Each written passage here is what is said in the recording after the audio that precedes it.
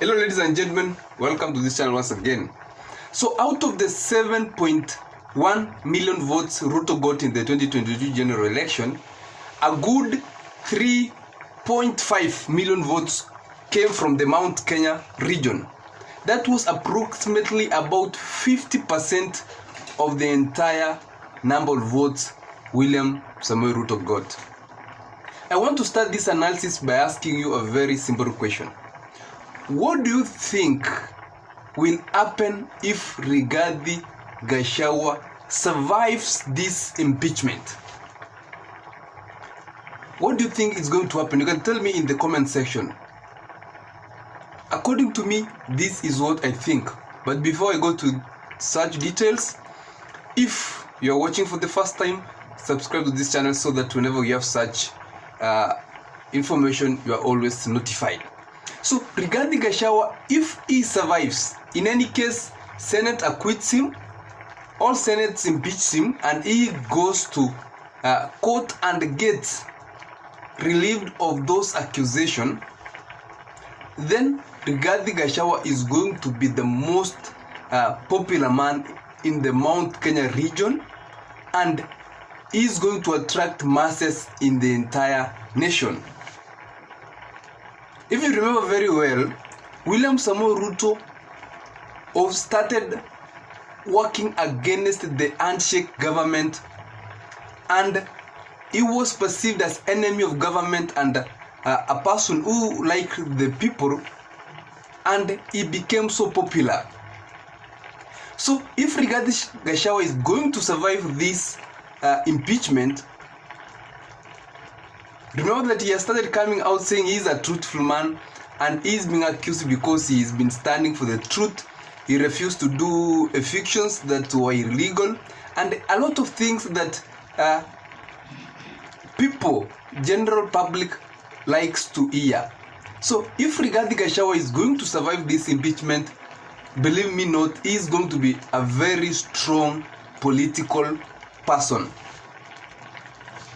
And William Samoei Ruto and the government understand this, that in 2027 they will not be forming a coalition with the people of the Mount Kenya region, probably because he cannot get the 3.5 million votes he got in 2022 in 2027, especially from the Mount Kenya region, following the complaints those people have brought about the economy and how things have been unveiling, and more especially now about this impeachment of Rigathi Gachagua. So if Rigathi Gachagua is going to survive this impeachment, he is going to already has gained the sympathy of the Mount Kenya region. And if you have seen the way the response those people are giving after he was impeached by the National Assembly, they are very sympathetic to him. They feel very bitter about what happened, and they look like our person is being sent out of government. Even if they are going to pick a running mate, a different deputy president from the Mount Kenya region, I don't think it's going to be so impactious. But if Rigathi Gachagua survives the impeachment, then in 2027 it's going to be very difficult on the coalition they are going to form against that of President William Samoei Ruto. Imagine a scenario where Rigathi Gachagua forms a coalition, let's say like with Kalonzo Musyoka, and it's now evident out of the 44 members of parliament who opposed the impeachment in the National Assembly, you could have noticed that the majority of those members of parliament are from the Ukambani region. Musalia Mudavadi came, I'm saying about Kalonzo Musyoka came out saying that he doesn't support the impeachment. We saw him go to Nyeri, stand out and say that he doesn't support the impeachment of Rigathi Gachagua, and that took the population and the ground at Nyeri very well, and the people of the Mount Kenya region. So if Rigathi Gachagua in 2027, for in any instance, is kicked out of UDA, if he survives the impeachment, and then forms a coalition with Kalonzo Musyoka and some people like from Western region, then it's going to be a very strong coalition, putting in mind that the Mount Kenya region has 3.5 million votes as per the 2022 records which they gave to William Samoei Ruto. If they take those votes to a different candidate, then it's going to be a very competitive election. That's why those who drafted the impeachment motion against Rigathi Gachagua must have drafted it from the beginning or from the commencement, and they must ensure that Rigathi Gachagua is surely impeached, and Rigathi Gachagua, even the courts don't acquit him of those charges. In any case, they must ensure that Rigathi Gachagua doesn't survive this impeachment whatsoever the means, because the survival of Rigathi Gachagua this impeachment, it's a complicated 2027 election, general election for them, and the 2027 race is going to be very difficult. So this is a thing that people are really looking into.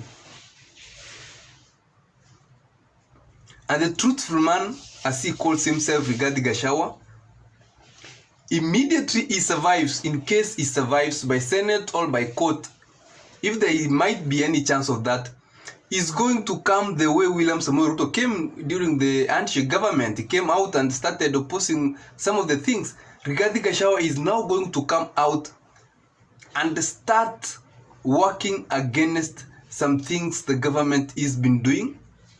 He's going to talk about the fiction. He's going to talk about drug and substance abuse, which is even in his accusation. And he's going to oppose a lot of things, including the Adani, which he has already spoken in the interviews. Adani, the NHIF transfer things, and those things are going to make him very popular, and he is going to be liked by many who feel that the government is not doing the right thing. So, one thing that must be done by those who are pushing for the impeachment of Rigathi Gachagua is to ensure that it doesn't fail whatsoever the means.